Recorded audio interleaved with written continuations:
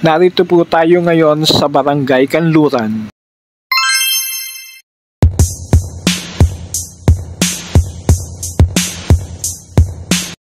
Ito naman po ang bahay pamahalaang bayan ng Santa Rosa, Laguna na inokupahan ng mga naunang punong bayan mula 1828 hanggang 1954.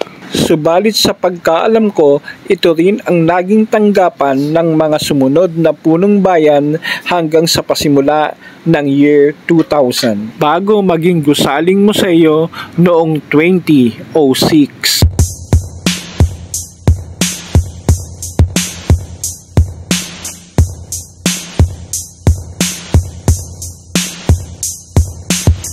Ang gusali namang ito na itinatag noong 2001 ay nagsilbing municipal hall at tanggapan ng punong bayan.